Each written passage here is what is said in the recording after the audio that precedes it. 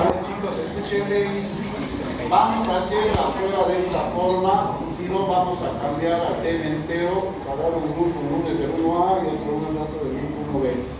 Entonces los temas que yo les di vamos a cambiar así es que no va a ser, ¿listo? Por ahí nos tardamos mucho con los temas y no vamos a avanzar para cuando tengan que hacer la primera prueba, ¿ya? ¿Cuál es tu nombre?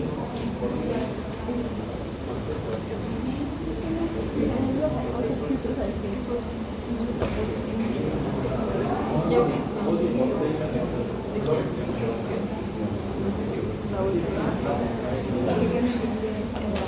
Silencio, por favor, chicos. Van a escuchar a sus compañeros al que esté hablando y yo les voy a hacer una pregunta directa y ver directamente para nota. Por favor, ya hemos quedado, ¿listo? Muy bien, comienza. Yo te pregunto.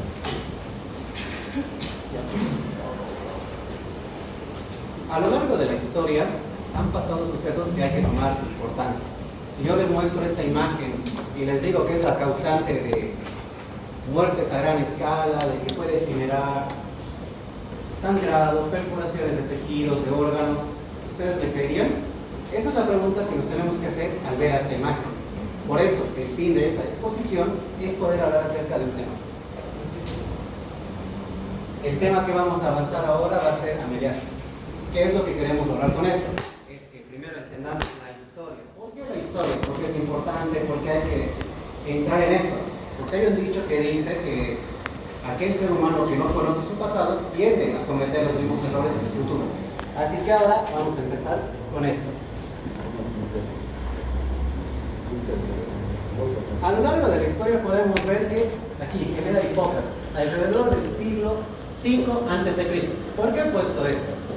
Esta historia es tan antigua que podemos ver de que la ameliasis se genera hace tanto tiempo atrás. Y hay registros que no dicen obviamente que se ha generado, sino de que hay registros que muestran que ha habido síntomas desde esa época. Ahora, si es una enfermedad tan antigua, si ha pasado por tantas cosas, ha estado presente tanto en la Primera Guerra Mundial como en la Segunda Guerra Mundial, no se sabe el estimado aproximado de cuántas muertes ha generado, pero sí son millones, ¿no? Así que, si esta enfermedad es antigua, ha habido gente que ha dado su vida, su dedicación, su tiempo, para lograr contribuir un poco a los descubrimientos de esto. Primero, tenemos acá que se remonta, a principios del siglo XIX y XX. ¿Qué pasó en todo esto? Aparece un personaje importante, que sería este, Friedrich Rosch, en 1875. Esta persona, ¿qué fue lo que hizo? ¿En qué nos ayudó con su investigación? Él fue el primero que identificó por primera vez los quistes. Los quistes de la hematoma histológica. Así que esto sucedió para dar el primer paso. El primer paso en que en este proceso de investigación, en que todo esto tuviera sentido. Luego tenemos un segundo, que es Otto Reumann. Él fue el segundo que por fin dio un paso que ya nos acercó más a lo que tenemos ahora. ¿Él qué hizo? Él pudo aislar la ameba del tejido intestinal del paciente fallecido a causa de la enfermedad. O sea, ¿qué hizo? Fue donde pacientes fallecidos y tuvo que experimentar, logró aislar y podemos tener más detalles, más estructuras, podemos saber que este es el agente patógeno que causa, ¿qué causa? Bueno, esta enfermedad, más adelante le van a dar más contexto con un pequeño pantallazo, como les dije, puede atravesar intestinos, puede generar sangrado, es contagiosa. En la Primera y Segunda Guerra Mundial, los soldados y los demás países tenían miedo de esta enfermedad porque los soldados se infectaban. ¿Por qué razón? Pues ya saben, las guerras en esas épocas eran muy insalubres, había contaminación y esto se transmite por heces fecales. Más adelante van a tener más datos de eso. Ahora, si estos dos personajes han contribuido tanto que ellos han deseado que en un futuro podamos estudiar esto que contribuye un poco a la sociedad. Ahora que estamos en el año 2024, podemos ver que ellos han contribuido en gran manera que nosotros estudiantes estamos estudiando, viendo quiénes fueron los primeros personajes que dieron estos indicios. Como dato también se estima de que hubo una persona que dio su vida investigando. No se sabe si fue por accidente, si fue por convicción o todo lo demás. Pero hubo gente que estuvo dispuesta a entregar su vida por un poco de conocimiento, porque nosotros podamos descubrir y que mucha gente se pueda salvar en el proceso. Así que por estas cosas es importante saber la historia, para que nosotros tengamos en cuenta que hubo personas que dedicaron tiempo, dedicaron vida, se bajaron para que podamos tener ahora lo que tenemos.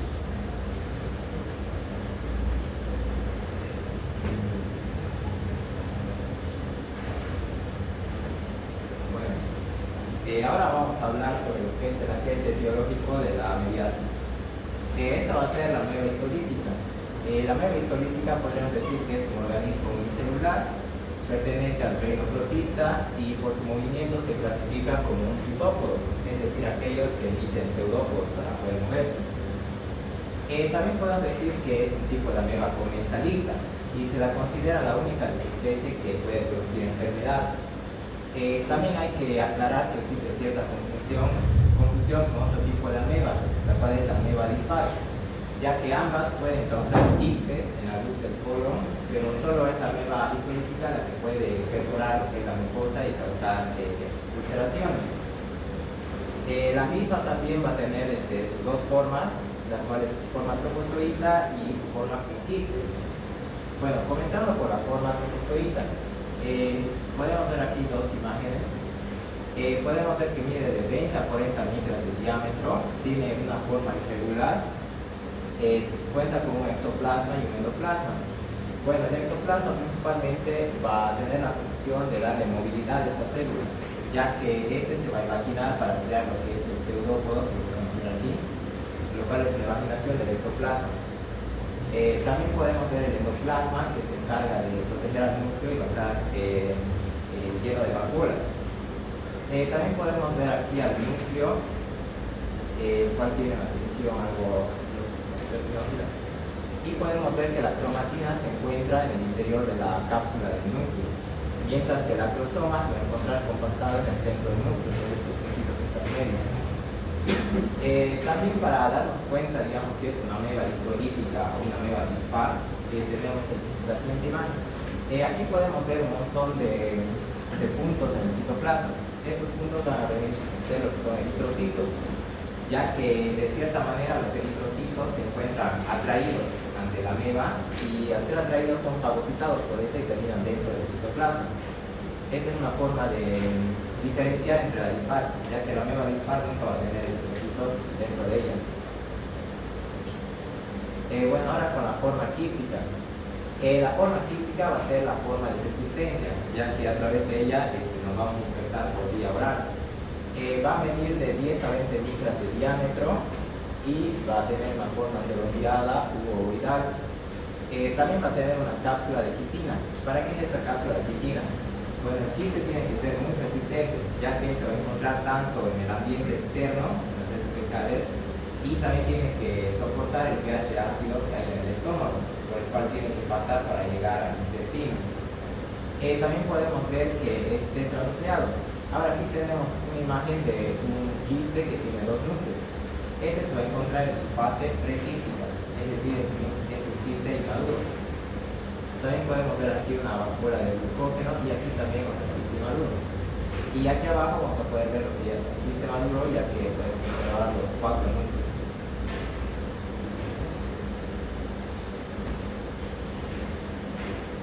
Yo les voy a hablar de lo que es la dosis infectiva. La infección de un solo quiste podría causar lo que es una infección. Estos quistes pueden vivir en lo que son en aguas, suelos húmedos, vegetación o la naturaleza y en las heces. Por ejemplo, en las aguas, en los suelos húmedos, en las heces, pueden sobrevivir 24 horas a 10 grados centígrados. En aguas residuales pueden sobrevivir de 2 a 12 meses estando a 0 grados y 4 grados centígrados. Luego, en las heces, los suelos húmedos, aguas, pueden sobrevivir de 10 a 30 días a 10 y 20 grados centígrados. Y luego también tenemos lo que son en las heces, los mismos suelos húmedos, que pueden sobrevivir 8 días a una temperatura de 28 grados centígrados hasta 36 grados centígrados. Pero estas son susceptibles a los suelos secos o superficies secas. Esto quiere decir que es casi imposible que ellos puedan sobrevivir, por ejemplo, a unos 50 grados centígrados. Bueno, ahora yo les voy a hablar sobre los dos tipos de amebas que tenemos: las amebas de vida libre y las amebas comensales. En las amebas de vida libre vamos a tener lo que es el primero, Naegleria fowleri, la Dantoomeba y la Malabutia. Y en las comensales vamos a tener la Entamoeba, la Ladomoeba y la Elorex. La Naegleria fowleri se dice que es la más peligrosa y la más patógena. También se la conoce como la ameba come cerebros, ya que es una ameba de agua dulce, la cual puede causar lo que es meningocefalitis amebiana de primaria. ¿Cómo sucede esto? Bueno, a través de las fosas nasales una persona puede inhalar lo que es polvo, o cuando se van a bañar a los estanques o ríos sucios contaminados, piscinas. Esta entra por lo que son las fosas nasales, llega al sistema nervioso central, donde va a afectar a lo que son los tejidos, provoca lo que son necrosis, hemorragias, y eso. Entonces, esta se dice que es la más patógena y la más peligrosa. Luego tenemos lo que es la Acanthomoeba. Bueno, esta es menos patogénica. Esta está distribuida por la naturaleza, por las lagunas, ríos, mares. Y bueno, esta se dice que es resistente a la cloración y a la mayoría de los desinfectantes. Esta lo que puede causar en las personas es daños oculares, como también así cutáneos. Y luego en las amebas comensales voy a hablar de una que es en caso de la Entamoeba histolítica, su dosis infectiva es mínima, quiere decir que con pocas células esta puede causar infección. Esto significa que con la ingesta de alimentos contaminados en pequeñas cantidades puede causar grandes infecciones.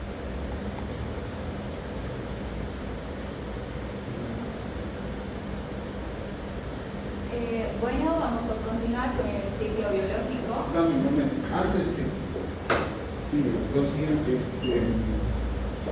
cuando hablamos de una preparación anterior, nosotros ahora estamos viendo pero el tema de ameba histolítica, ¿sí? Entonces esto está en generalidad de los protozoarios, ¿no? Como hemos visto, así que no se preocupen, que los nietos lo vuelvan a decir. Mira, pero anterior. No. Entonces no se olviden entonces que la forma evolutiva, la forma del trofozoito, ya de donde se forman los pseudópodos, ¿qué funciones tendrían entonces los compañeros? Era para darle movimiento y también nutrición, ¿sí? No se olviden. Pero yo a veces pregunto, ¿sí? En la forma evolutiva. Entonces es muy importante que recuerden eso. Nutrición y movimiento, ¿sí? ¿Quién se está durmiendo?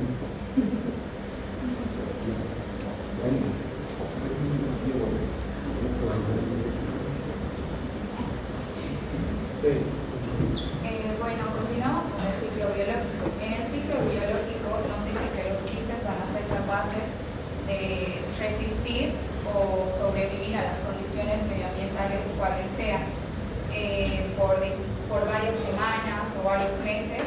Y bueno, si es que existe algún tipo de contaminación fecal humana, nos dice que puede ser diseminado, ya sea en utensilios, en alimentos, en agua contaminada, en las manos u objetos inanimados, y este va a ser el mecanismo por el cual van a llegar a la boca del hospedador.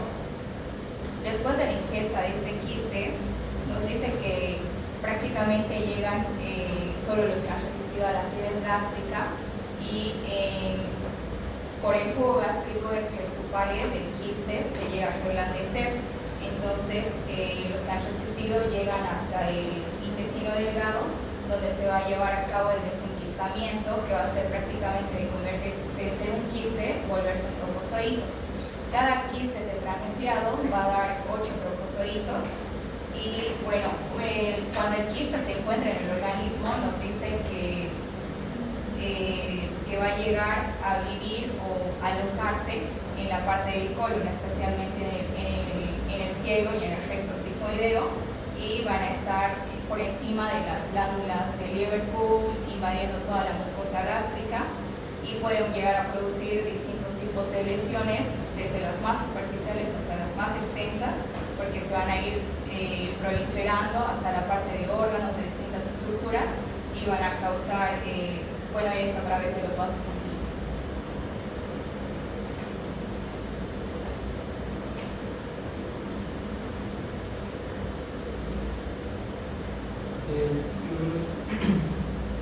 Como explica mi compañera, ligar el estómago, esto se puede evitar y luego se va a romper el intestino delgado. Yo, para complementar también parte de esto, hay un punto en donde se va a formar un trofozoito metacíclico. ¿Qué significa metacíclico? Que está preparado para infectar o invadir. Este tiene los 8 núcleos. Cada núcleo se va a rodear su citoplasma y se van a formar 8 trofozoitos que van a estar listos para invadir lo que sería el intestino delgado. Ahora, cuando sale por las heces fecales y no entra a la boca, llega al intestino, lo que pasaría es que este va a eliminar lo que serían las vacuolas alimenticias que se encuentran en el intestino grueso, y luego se van a inmovilizar para posteriormente formarse lo que serían los prequistes, luego los quistes inmaduros que van a tener un solo núcleo. Luego, a partir de ahí va a llegar lo que sería el quiste. Luego, aparte de esto, al formarse el quiste,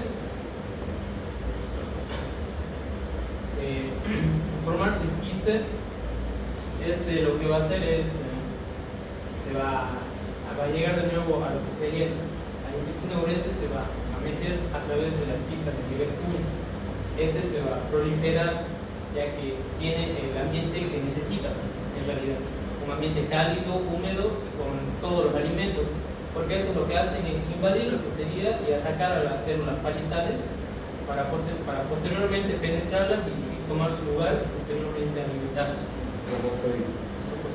Y durante el ciclo biológico, como se había explicado antes, si no encuentran un medio adecuado los trofozoitos, entonces ellos ya en el intestino delgado y en el colon se vuelven a enquistar, ¿no? Se vuelven a enquistar y se eliminan por el recto al medio externo. Y así va nuevamente el ciclo biológico. También con estos salen juntos con las fecales, estarían los prequistes y los trofozoitos y el quiste.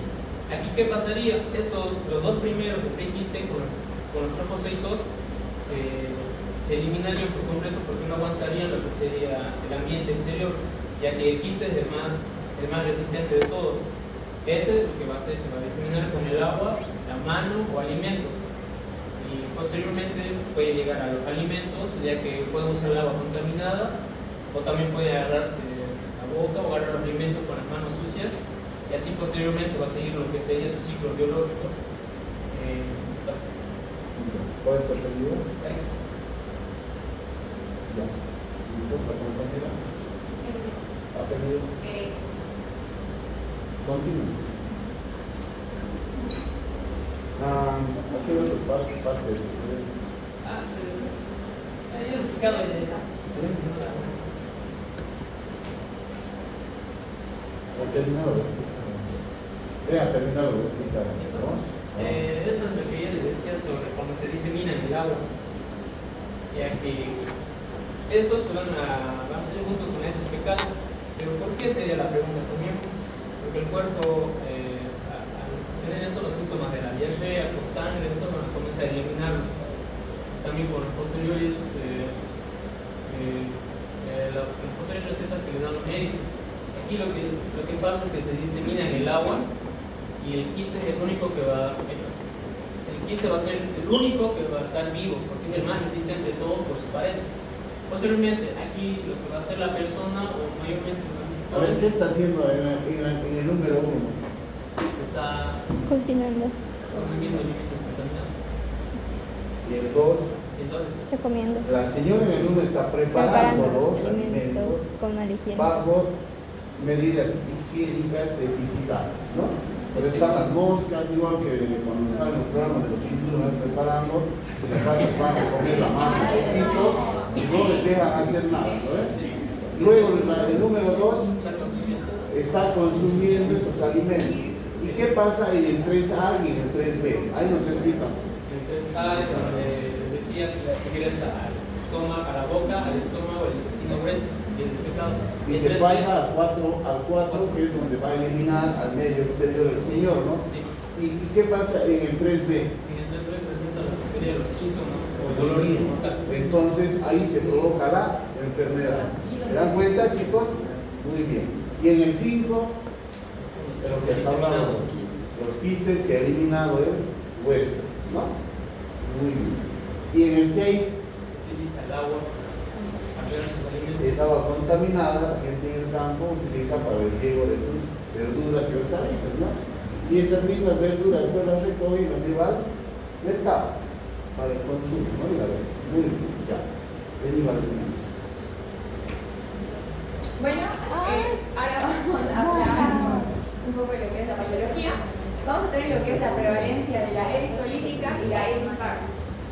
Bueno, vamos a encontrar que solo del 1 al 4% de los casos de eristolítica y erispar, de erispar se confirman únicamente del 1 al 4%, por lo que quiere decir que el otro porcentaje van a ser las que no producen patogenia. Y el 10% infectados van a ser sintomáticos. ¿Qué quiere decir esto? Que van a llegar a presentar los síntomas. Sin embargo, los demás no van a presentar síntomas y van a considerarse como portadores sanos. Como podemos ver en la imagen, algunos pueden presentar la enfermedad y tener los síntomas, como otros pueden ser portadores, pero no tener ninguna sintomatología. Después tenemos los métodos de diagnóstico. En los métodos se utilizan técnicas bioquímicas y genéticas para distinguir entre la eristolítica y la erispar. Sin embargo, llegan a diferenciarse por lo que es su isoenzima, que sería la simodemos. Esa sería la manera en la que se podría distinguir si es la patogénica o la no patogénica. Después tenemos los mecanismos de daño a la mucosa, que como bien dice, la eristolítica causa el daño mediante las lectinas de adherencia, proteasas y lisis de neutrófilos, lo que resulta en úlceras necróticas en la mucosa intestinal. Más adelante voy a mostrarles un pequeño gráfico en el que voy a explicar todo de manera más detallada. O sea que el 88 o el 90% van a ser cuadros asintomáticos. Y solo el 10%, como está ahí, va a ser sintomático. O sea que pueden saber a la enfermedad. ¿Sí? Muy bien. Cualquier duda van a hablar, chicos. Sí. Luego tenemos lo que es en sí los factores de virulencia, ya que se producen las lectinas de adherencia, enzimas que van a degradar los tejidos de resistencia a la lisis, ya que como sabemos el organismo en sí va a intentar defenderse contra lo que son los agentes patógenos. Entonces va a tener lo que es la resistencia del huésped, como bien se ha mencionado, tenemos huéspedes que van a ser sintomáticos y asintomáticos. Y luego tenemos la formación de úlceras. La siguiente imagen. Aquí vamos a ver lo que es el mecanismo de patogenicidad. Como bien hemos mencionado, en primer lugar vamos a tener la adhesión, ya que esta se va a llegar a unirse a la mucosa mediante la lectina, que sería una proteína. Posteriormente tenemos el segundo mecanismo, que sería la penetración, que es donde el trofozoito va desde la capa superficial hasta la capa más profunda. ¿Mediante qué? Mediante las enzimas que serían las colagenasas y las proteasas. Posteriormente tenemos el tercer mecanismo, que sería la formación de ameboporos. Estos van a ser los ameboporos, los cuales van a permitir la salida de iones y los colonocitos van a llegar a morir. Esto tenemos en ese lugar. Luego, por último, tenemos lo que es la multiplicación y licuación de la mucosa.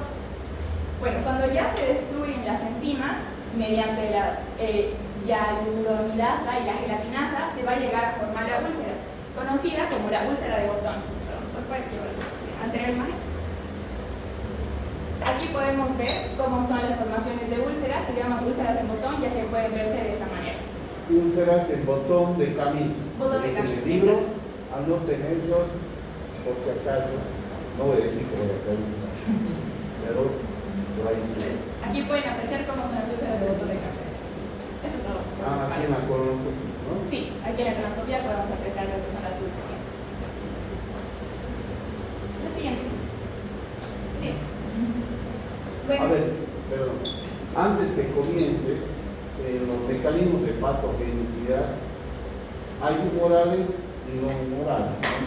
Dentro de esos no humorales, su compañera lo ha atacado dentro de la resistencia del huésped mediante la producción de qué?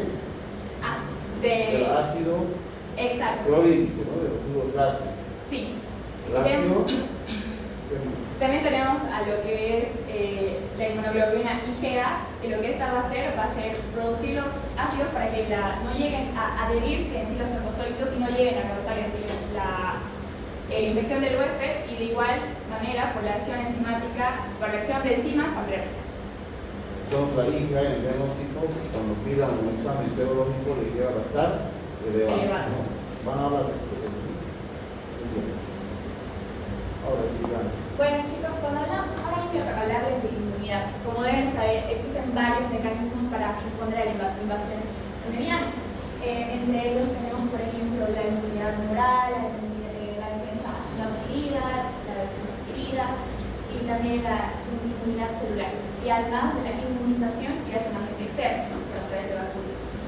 Bueno, tenemos, por ejemplo, lo que es la inmunidad adquirida, es cuando el parásito hace invasión tisular, como en la colitis ulcerosa y también en el absceso hepático. ¿Y qué es el absceso hepático? Es cuando este parásito ingresa al hígado, y bueno, se hacen estas metástasis en el hígado, y lo que provoca es que se haga una pus. Después tenemos que en el suelo inmunológico que produce nuestro cuerpo hay presencia de inmunoglobulinas, que son la inmunoglobulina A, M, G. Porque esto pasa en la inmunidad tumoral. Y en la inmunidad celular, esto participa en la respuesta inmunitaria contra la mebiasis. Pero eso es como un arma de doble filo, por así decirlo. ¿Por qué? Porque cuando el sistema inmunológico se encuentra inmunodeprimido, o sea, deprimido o suprimido, como puede ser por una desnutrición grave o puede ser también por el SIDA, lo que puede hacer es que favorezca a la invasión de la ameba y puede hacer que se complique mucho más esta parasitosis. Y además, cabe recalcar que actualmente no existen vacunas para esta parasitosis, pero está en proceso de experimentación y vamos a ver si podemos hacerla. Bueno, como ya he explicado anteriormente, cuando hemos hablado primero de defensa no inmune, bueno, el organismo cuenta con varias barreras naturales. Estas, como son, mi compañera ha explicado, está el ácido clorhídrico que se encuentra en el tubo gástrico del estómago. Además de eso, también tenemos lo que es la flora bacteriana normal, y también tenemos lo que es el moco, la mucosa intestinal. ¿Esta qué tiene? Esta produce mucinas que hacen que evitan que el trofosóito se pueda adherir a la célula intestinal. Y bueno, la defensa no inmune es como decir, la principal protectora contra la invasión amebiana, porque es la primera que va. Esto tiene la inmediata, que ya hablamos. Bueno, tenemos la resistencia adquirida.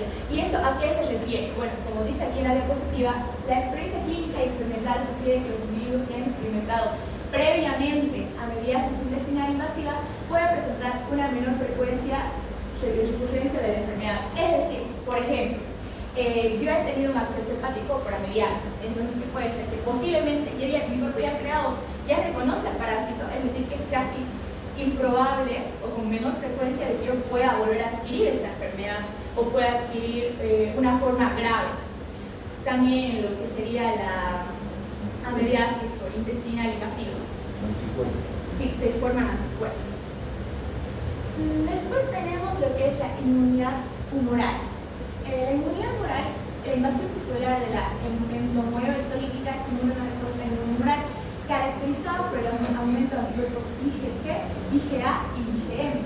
Bueno, se preguntará, la IgG, la inmunolina tipo G, específicamente la tipo 2, es la que se encuentra en más alto nivel en lo que son los exámenes cuando se realizan en este tipo de parasitosis. Por ejemplo, la IgG está muy presente en lo que sería el absceso hepático, y la IgA está muy presente en lo que sería la amebiasis por invasión intestinal. Bueno, y no se encuentra la IgA, lengua que ha explicado mi compañero. Esta se encuentra en el calostro. ¿Qué es el calostro? Es la primera leche que sale de la madre lactante y también en la saliva. Bueno, esto que pueden apreciar aquí, este es un acceso hepático por mediasis, esa es la cruz. Obviamente esto es un cadáver, una persona que ha fallecido. Y este aquí es la representación de la mediasis intestinal invasiva. Bueno, ahora tenemos la inmunidad celular. La inmunidad celular desempeña un papel fundamental en el control de las lesiones y la prevención de la recurrencia de la enfermedad. Se ha observado que aumenta una actividad plastogénica, es decir, que hace que se produzcan mucho más linfocitas que activan la destrucción de los trombocitos por los macrófagos. Es decir, que estos son los que se ha llegado a decir, en algún sentido, junto con la inmunidad adquirida, que se puede llegar a un consorcio de ideas para que se pueda producir lo que serían las vacunas, que podrían estar, como he explicado, en etapa de experimentación, ya que también se ha intentado hacer inyectar inmunoglobulinas tipo M a animales que ya previamente han sido contaminados, digamos, por ejemplo, con este tipo de parásitos. Bueno, y ahora está la inmunización.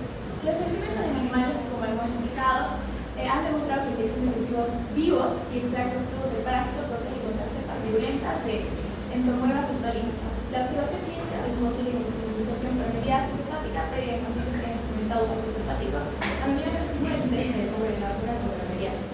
Pero como hemos dicho, existen muchísimas dificultades significativas para producir una vacuna antimediana.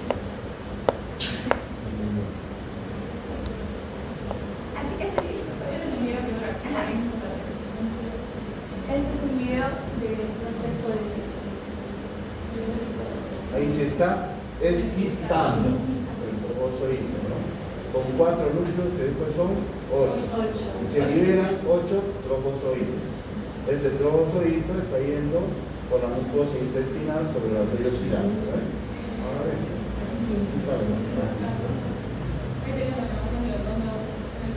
Se está pidiendo, se han tomado los dos. ¿Qué va a hacer? Quiere adherirse a las células Entonces intestinales. aquí están liberando las lectinas y las adhesinas. Y las mucinas están tratando de hacer que no se pierda. El moho, ¿verdad? Sí. Ese sería todo. Dejamos, chicos.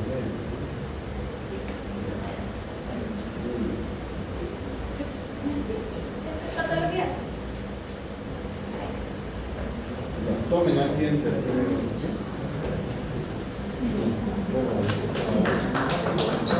Un aplauso para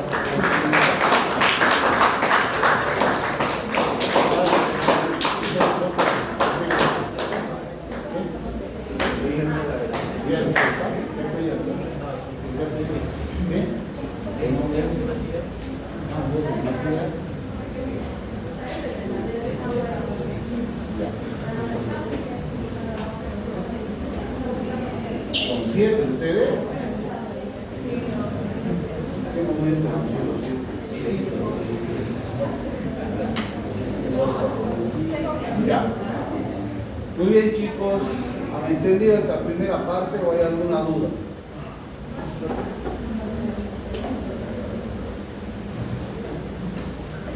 Hablen, chicos. A ver, nuestra audiencia, a ver. ¿Han entendido o pregunto yo? ¿Se ha entendido el tema? Sí. Muy bien. ¿Cuántos han entendido? Sí, duda. Yo estaba leyendo que el proyecto de la ameba histolítica acaba en las glándulas del hígado. ¿Es verdad? No. A ver. Ajá. No han dicho. A ver, ¿por qué está formado la... A ver, aquí tiene. Espera. Aquí.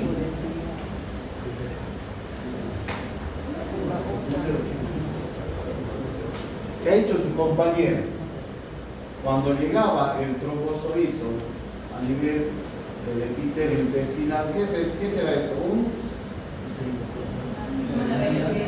microvellosidad. ¿Y qué tiene tienen las vellosidades intestinales? Las Microvellosidades. de cada vellosidad que hay. Las criptas entonces ellos van a actuar a ese nivel. ¿Sí? Entonces todo esto, mediante el contacto y la adhesión de sus adhesinas y lectinas, van a provocar que se vaya lisando y destruyendo, se van a formar las úlceras que hablaba su compañero. ¿Sí? ¿Y cómo va a aumentar esto? Cuando habló su compañera en cuanto a inmunidad, cuando salen aquí los macrófagos, ¿quieren más? Primero los macrófagos, a pelear, ¿sí? Con el antígeno, ha dicho su compañera, como yo también antes, que iban a liberar sustancias mediadoras químicas de las cuales cada uno producía. ¿Qué va a liberar el macrófago? ¿Qué va a liberar? Tarea para la casa, para el miércoles, ¿ya? ¿Y qué va a liberar el trombocito, Valentina? ¿Qué enzimas? Las lectinas, ¿qué más? La lectina es la que provoca daño, las proteasas, ¿no? ¿Y qué va a liberar el macrófago? Sustancias mediadoras químicas como la interleucina, ¿sí? Y también ¿qué van a liberar a nivel de macrófago? Enzima la hialuronidasa, que es la más importante de la que va a provocar la úlcera famosa en botón de camisa, ¿sí? ¿Cuál es la úlcera que provoca la mediasis? Fácil, ¿no? Si quieren que pongan el examen. Sí. Se pone también y no se sale cada rato. ¿Ya? Por favor. No pueden salir y entrar, por favor. ¿Listo, chicos? Muy bien. Sí. Muy bien. Ahora recién vamos a entrar a la parte de la que les interesa. Bueno, buenas tardes. Nosotros vamos a continuar explicándole lo que es la histolítica. Yo les voy a empezar explicando lo que es la patología. Bueno, esta genera un proceso necrótico en los tejidos que va a ir a invadir, provocando ulceraciones en el colon y abscesos extraintestinales, principalmente en el hígado. Para que se produzcan estos hechos tienen que pasar por diferentes estadios. Primeramente están lo que son las lesiones iniciales. Estas lesiones, bueno, son úlceras superficiales, la infiltración y la necrosis son mínimas, donde la ameba lo que produce es la penetración por lo que es la mucosa, llega hacia lo que es la submucosa, donde encuentra un ambiente adecuado para poder reproducirse y provocar que son las colonias y poder de ahí ir a infiltrarse a otros lugares. En cuanto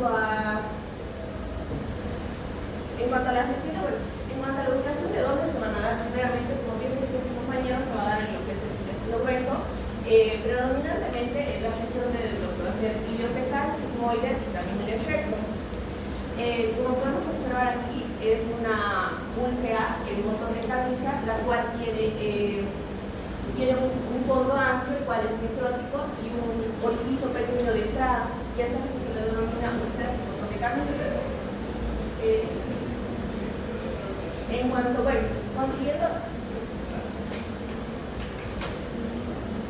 siguiendo, está lo que ya va a provocar lo que es las úlceras. Estas úlceras ya son las que son lesiones que crecen, se unen y que dan lugar a ulceraciones ya excavadas, se podría decir. En cuanto, al progreso de la animación, las úlceras presentan en dirección horizontal como también en profundidad, lo que provoca es que causan necrosis en grandes áreas y dejando tejido conectivo sano. Como se puede observar aquí, es una colitis gangliosa donde hay una gran área afectada por necrosis y muy poco tejido sano. Pasando ya por lo que es la inflamación, aquí, los neutrófilos son atraídos por sustancias quimiosintéticas, como decía, de los trofosforitos, los cuales, llegan ahí y son afectados y causan daño celular. En cuanto a la función ya a las perforaciones, aquí ya va a haber paso de contenido intestinal hacia lo que es la cavidad peritoneal, provocando lo que son peritonitis séptica y química. En cuanto a esto, bueno, como se puede observar aquí hay una perforación, se dice que esa perforación en vez de lo transverso, se dice que son múltiples y son microscópicas. Entonces, ¿qué pared es la que perforan de la mucosa intestinal A, la última, la serosa? ¿No? Entonces, perfora la serosa, chicos, y se provoca la perforación intestinal. Bueno, ya por último, en algunos casos se crea lo que es el amegoma. Esto, bueno, es una lesión pseudotumoral, es decir, una lesión que parece un tumor, pero lo cual no es, se podría considerar como un tumor benigno. Bueno, no siempre está asociada a lo que es la mediasis intestinal sintomática, es decir, no siempre está asociada a la mediasis, la cual presenta síntomas, sino que puede estar también presente y no tener ninguna clase de síntomas. En cuanto también se lo denomina granuloma, tiene un tamaño variable y puede llegar hasta unos 30 centímetros, en la mayoría de los casos tiene forma circular y su frecuencia en casos de mediasis es de aproximadamente 5%, o sea, no es muy frecuente. La amegoma es en forma de racimo, no por granulación. Y en cuanto a la localización, está predominantemente en lo que es en el recto, sigmoides y ciego. Como se puede observar aquí, esta es una amegoma de apariencia macroscópica que, bueno, resalta el engrosamiento marcado en el área afectada. Bueno, iba a pasar a hablar de las zonas antes. Por si acaso, en la patología, el amegoma es una de las tantas complicaciones que vamos a ver al final, de las que puede presentar la mediasis del colon intestinal. Y las heces intestinales que también son complicaciones. Así que no se preocupen, al final de lo que... Yo hablaré de las zonas de manifestaciones clínicas. Aquí vamos a tener que dividir en dos, las que van a ser invasivas y no invasivas. También se llama la no invasiva mediasis asintomática. Esta se diagnostica por medio de un examen patológico, donde podría identificarnos con otros exámenes. Como estamos viendo, esta es la que más predomina, no la que no tiene síntomas. Estos portadores sanos van a representar un gran papel desde el punto de vista epidemiológico, ya que estos van a poder distribuir la enfermedad, mas no van a saber que la tienen. Y son muy, como decir, contagiosos, porque pueden tener a muchas personas sin ellos pasar por el daño. Por eso está caracterizada porque los parásitos que están en la luz, en lo que son los intestinos o el colon, y aún no han invadido lo que son los tejidos. En caso de que estos puedan invadir los tejidos, va a pasar a ser una mediasis sintomática. Muy bien. ¿Y por qué pones acá estos portadores sanos representan gran papel desde el punto de vista epidemiológico? Hemos repetido varias veces. ¿Por qué crees? Sí, porque ellos no saben que tienen la enfermedad, mas sí pueden distribuirla, pueden... Como su nombre son portadores que a la vez crecen, o sea, son un poco de infección que pueden causar daño al huésped susceptible, ¿no? Bueno, también tenemos las amibiasis intestinales invasivas, que se van a dividir en dos, que van a ser crónicas y luego vamos a tener la siguiente, la aguda. Ya, primero empezar con lo que son las crónicas. En esta van a existir síntomas de lo que es colitis, pero no se va a presentar un cuadro de disentería. La disentería va a ser cuando salen heces con sangre. Vamos a ver que va a presentar dolor abdominal, náuseas, distensión abdominal, gorgorismos, que van a ser sonidos estomacales, que son muy frecuentes. Cambios en el ritmo de la defecación, digamos que antes defecaba unas 3 veces por día, ahora defecar más o puede defecar menos. Ya que puede dar diarrea y rara vez puede dar sangre en esto, como decimos arriba, que no representa un cuadro disentérico.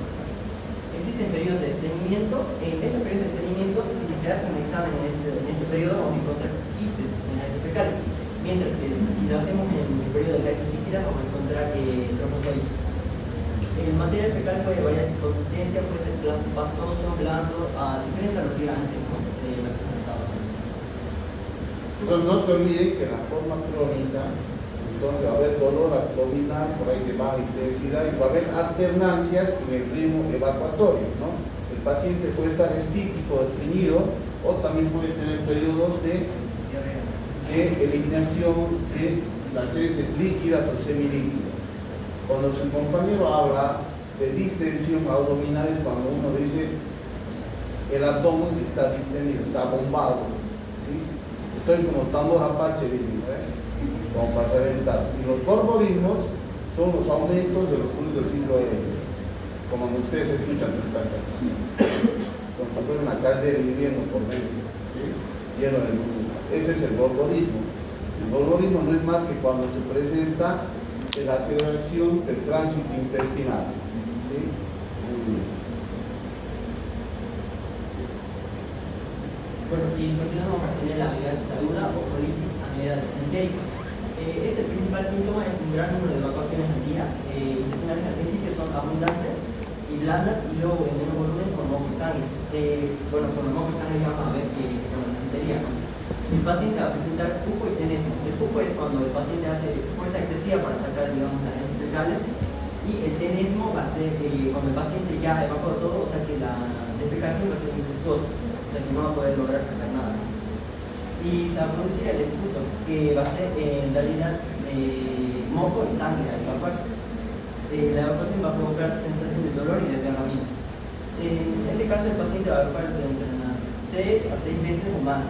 En las mismas encontramos trofozoitos que son hematófagos, ¿no? Como estaba diciendo mi compañero, que son trofozoitos que han encapsulado los eritrocitos. Entonces, chicos, el tenesmo es la sensación dolorosa que debe defecar, que se provoca por la contracción de los músculos rectales y la mucosa, y haciendo pero que la defecación sea nula, porque el paciente no tiene ya esos fecales que eliminar.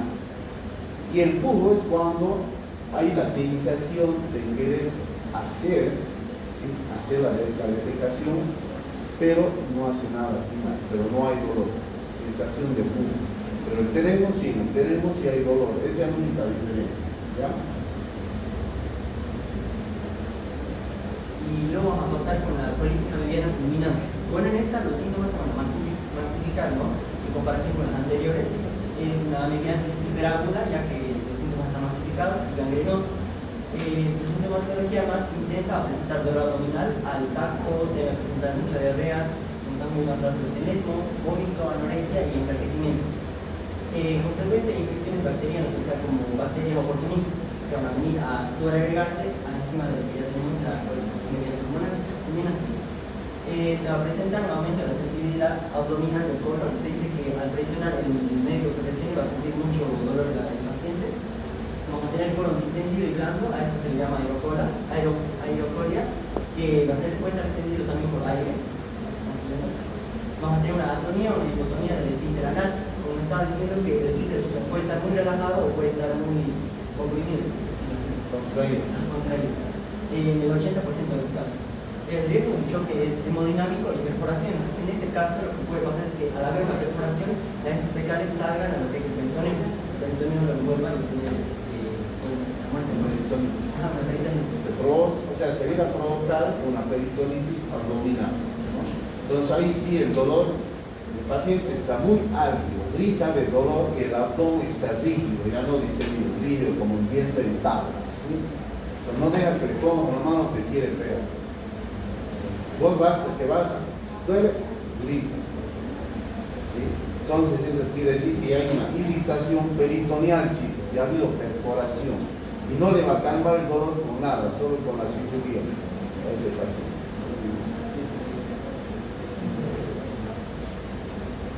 Yo les voy a explicar las principales complicaciones de una colitis amibiana fulminante, entre las cuales tenemos lo que es la amibiasis perforada y la colitis gangrenosa, que las cuales se presentan con mayor frecuencia en personas o pacientes que padecen de desnutrición avanzada y con deficiencias de defensas inmunológicas. Esta es una amibiasis perforada y esta es una colitis gangrenosa. Y también tenemos lo que es el absceso amibiano, que puede ser tanto hepático como pulmonar, y tenemos la meningitis y por último la ameboma.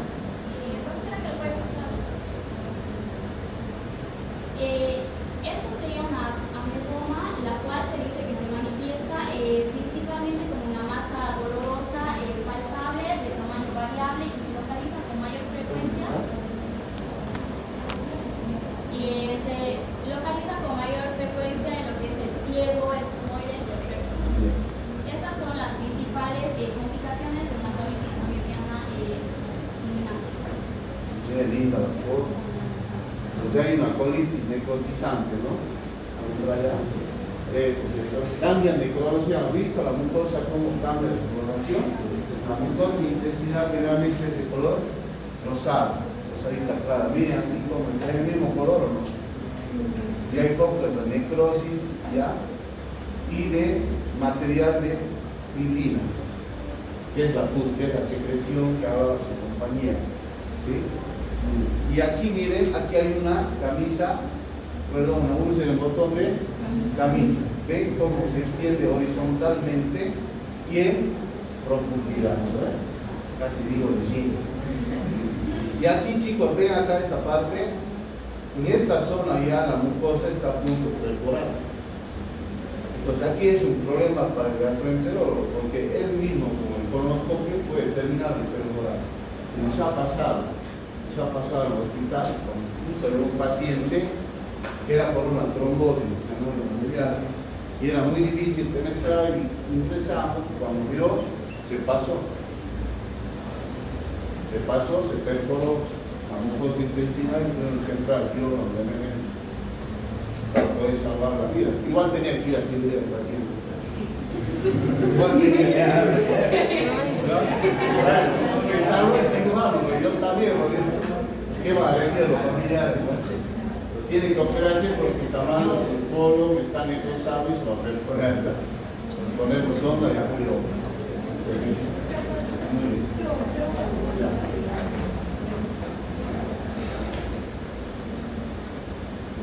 Luego tenemos lo que es el diagnóstico. Para realizar el diagnóstico se hace primero lo que es el diagnóstico clínico, que consiste en realizar principalmente lo que es la auscultación, la observación, inspección, palpación del paciente, también eso con la ayuda de lo que es historial clínico, se debe adaptar todos los signos y síntomas que presenta el paciente, como por ejemplo si presenta fiebre, vómito, diarrea, si tiene dolor abdominal, cuánto lleva con esos síntomas. Y luego tenemos lo que es el diagnóstico laboratorial, donde consiste en hacer una serie de estudios, entre los cuales tenemos principalmente lo que es la recolección y observación de la muestra fecal. Aquí se puede hacer dos tipos de recolección. La principal es la muestra fecal líquida, la cual consiste en obtener la muestra y llevarla propiamente al laboratorio para su estudio, y para esa manera poder detectar lo que son los trofozoitos, ya que estas se destruyen más rápidamente al medio ambiente. Y luego tenemos lo que es la recolección de material fecal sólido, la cual puede ser estudiada después de 24 horas de su obtención y estando almacenada refrigerada a una temperatura de 4 grados centígrados. Esta muestra ayuda más que todo a observar lo que son los quistes, ya que estos tienen una mayor supervivencia al medio ambiente. Luego tenemos lo que es el examen parasitológico, que puede ser simple o seriado. Este examen nos ayuda más que todo a reconocer los quistes y los trofozoitos gracias a la reacción de hematoxilina férrica y también en preparaciones con alcohol.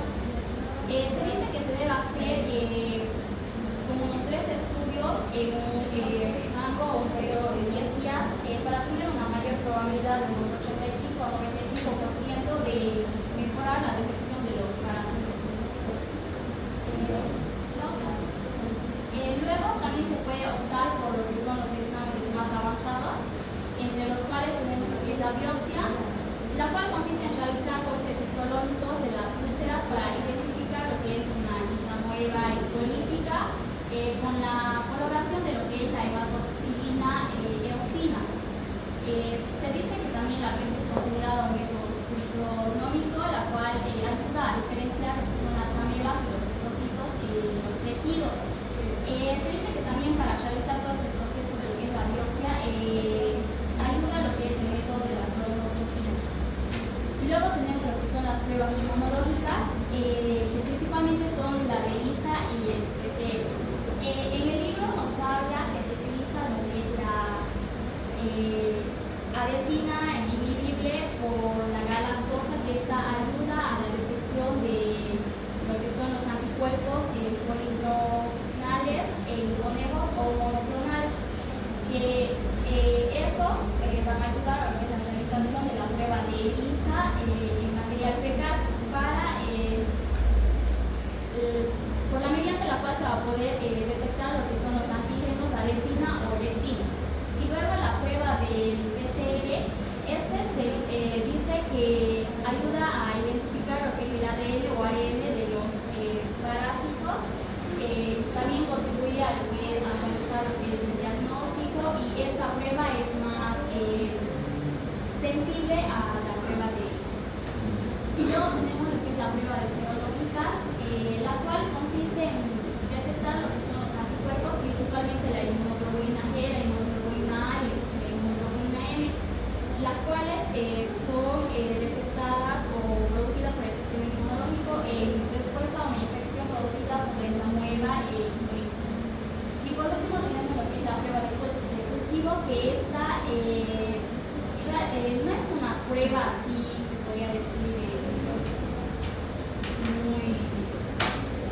utilizada, frecuente.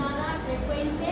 Esta prueba se realiza más que todo en laboratorios que tienen una alta preparación, en la cual se prepara lo que es el antígeno con pruebas de bioquímica, farmacológicas o inmunológicas.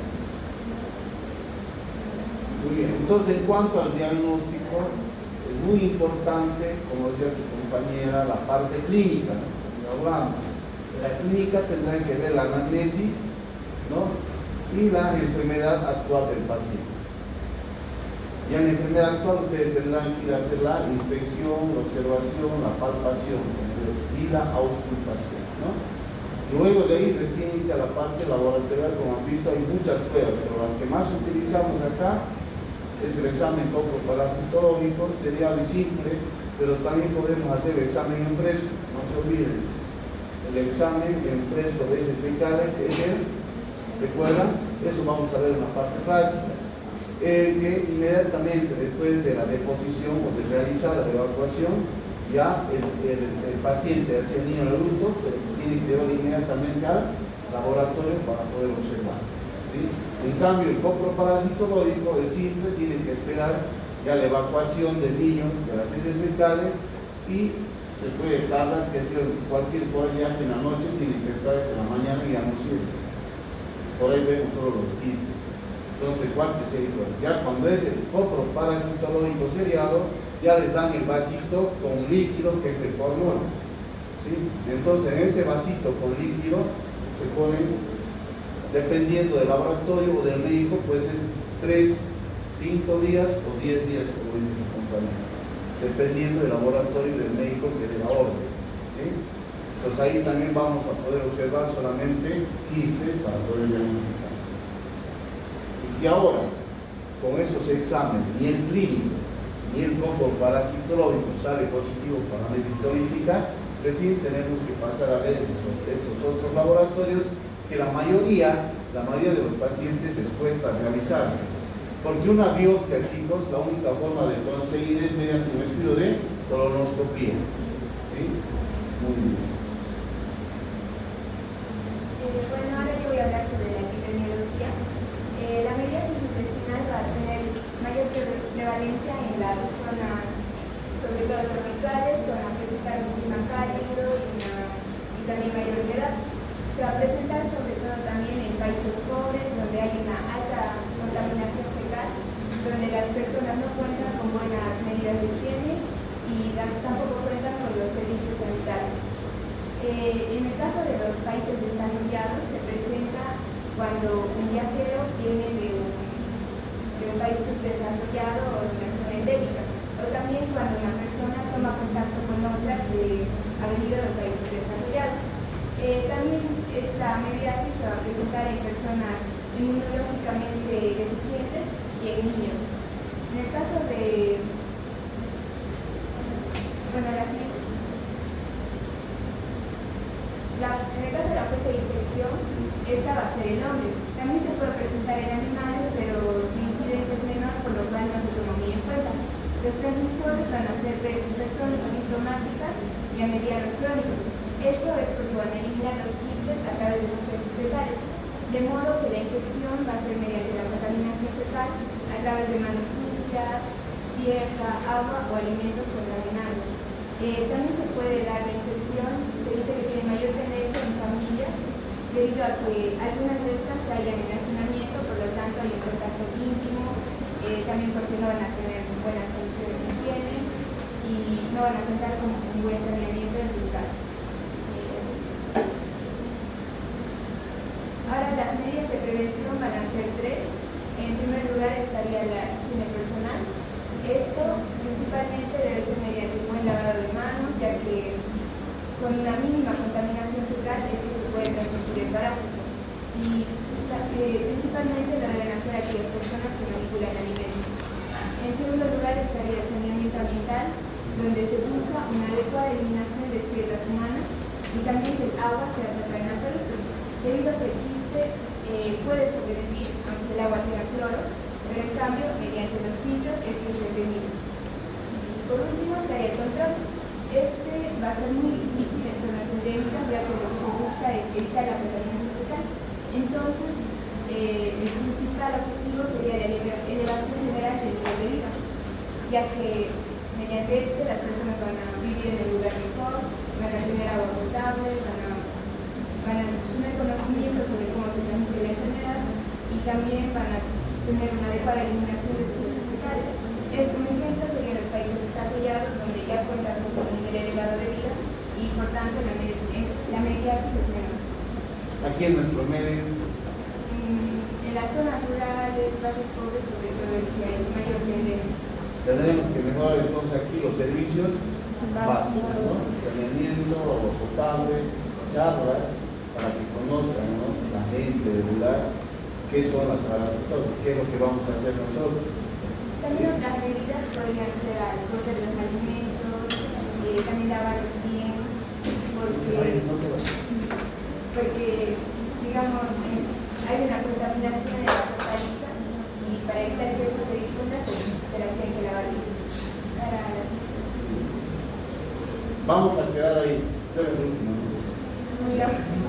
Sí, vamos a quedar ahí y el lunes vamos a terminar el tiempo. ¿Ya? Tomen asiento, chicos. ¿No quieres saber? De los que han sentado. No se lo vean, se lo vean. Entendido la disertación. Se levanta la mano. Menos los de los. ¿Sí? He hecho aquí un alto porque el tratamiento es muy importante. ¿Ya? Entonces yo el tratamiento lo voy a complementar el día lunes. Pero para la parte práctica, el miércoles y el viernes vamos a hacer los casos clínicos. Así que vengan haciendo lectura porque eso tiene nota. ¿Sí? Va a ser por grupos. ¿Ya? ¿Me están escuchando? Ya mediasis. O sea, ahí voy a preguntar también el tratamiento y voy a ver si están estudiando o no, si han entendido el tema. Ahora con esto también voy a valorar si es que van a dar así un tema medio de cada grupo o si no, mejor un tema completo cada grupo. ¿Sí? Yo pienso que por ahí va a ser mejor un tema del grupo 1A y otro tema del 1B. Por ejemplo, para la próxima clase, para el lunes podría dar los del grupo 1B, que va a ser, digamos, balantidiasis, si es que no va bien así. Para el otro lunes, su siguiente lunes, para el grupo del 1A, yardiasis. ¿Sí? Entonces, eso yo lo voy a ver ahora con estos casos clínicos. ¿Hay alguna duda hasta aquí? De todas formas, yo voy a rematar el lunes. Ahí vamos a entrar todas las dudas y con los casos clínicos vamos a complementar. ¿Verdad? Pueden retirarse.